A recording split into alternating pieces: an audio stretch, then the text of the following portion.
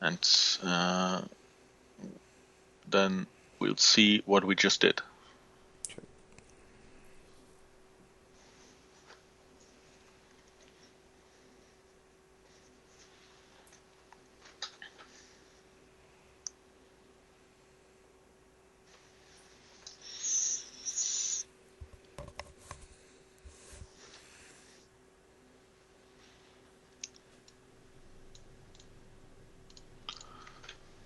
So is this understandable for you? Is Yes. this, okay, great.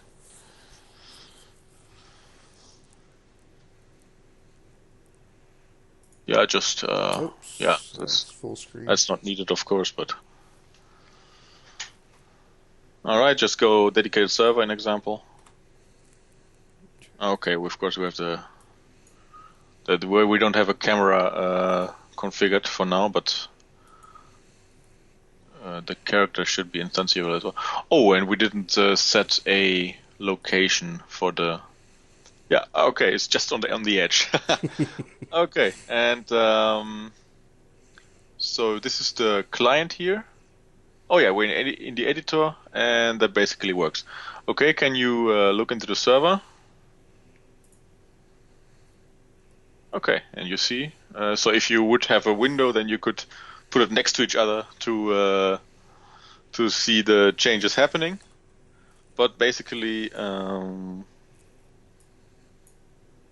Won't let me resize probably, but see if I can put it somewhere I can see both of them.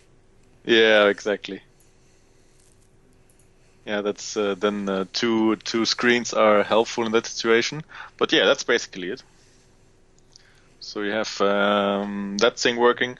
Of course, you will want to have a camera, some kind, in example, a follow camera, Right. and always make sure that you have the camera follow the client smoothly, especially in case of server authority, because otherwise you will have the effect that's of the network lagging, you know. Right. Although that is entirely not the case, you know, but it can definitely be confusing. But basically, yeah, that's for setting up a very basic character and making it sync. Okay. Okay, so one thing I forgot was it spawned right on the edge there. But that's not a problem. We can just make here a new empty game object, and on there we one second, give it a start position, and so you can position this game object where the default spawn location should be, basically. Right. So let me just see where I just did that. Okay, you may want to have that here or something.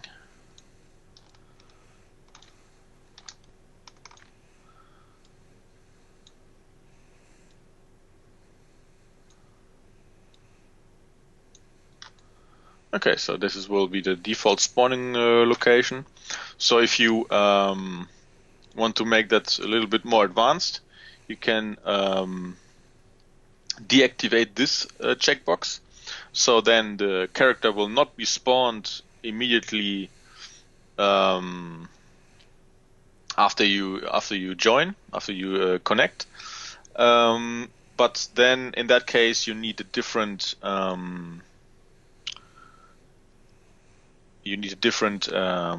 network manager plugin, basically. Such So as receive. This is this one. So if you put this thing instead of this plugin, and register it, of course, here as the currently active manager, then basically what will happen is that you can in the code of this, just have a look at it. Yeah, you can basically you basically do that yourself. You do yourself what, in the case we just saw, normally is being done by this auto create player functionality. But then you have a little bit more flexibility. Oh, sorry, I'm sorry. You have a little bit more flexibility about what prefab and where, and in what location or whatever you are instantiating it. Right. Right. Right. So, but yeah, now in this case here, so this is just working with the auto create player. So this is the normal testing method I also use. Okay. So if you have any NPCs either already walking in the scene or being instantiated on the go, you need to register the prefabs here in the registered spawnable prefabs. Okay. And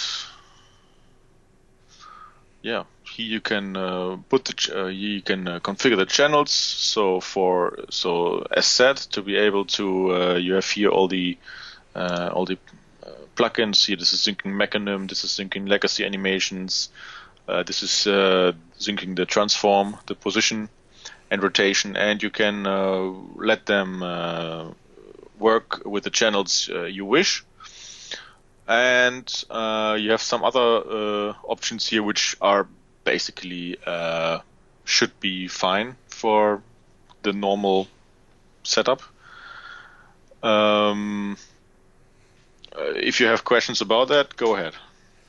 Or about anything. Well, the send interval and receive or read interval, I see it's set to 0.01. Is that does that translate directly into milliseconds or?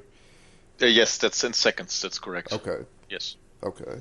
So 0.01 is basically 1/10 of a second. Okay. Sorry, 1/100. Yeah, 100 exactly. Right. Okay. Okay.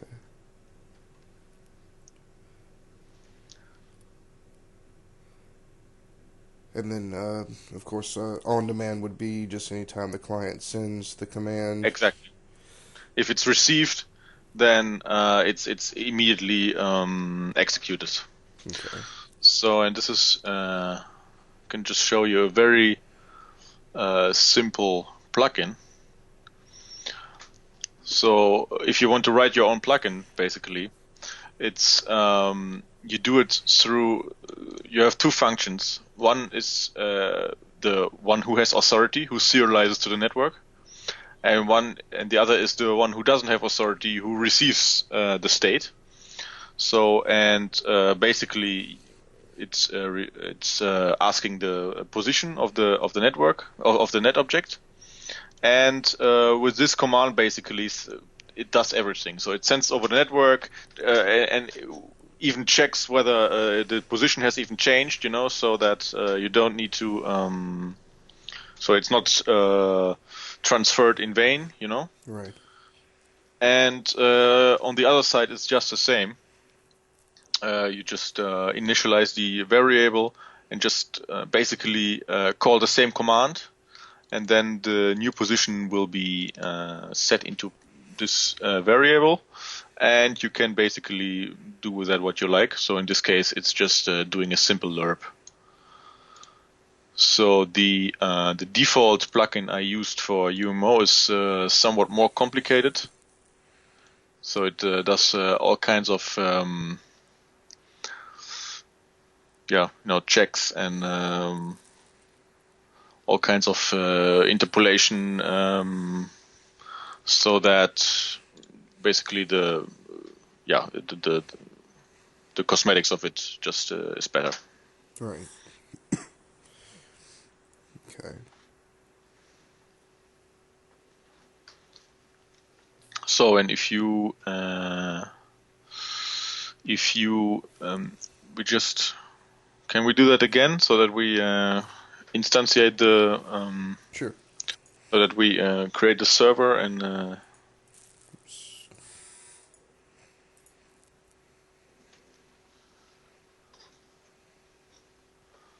just put it in a little window for now.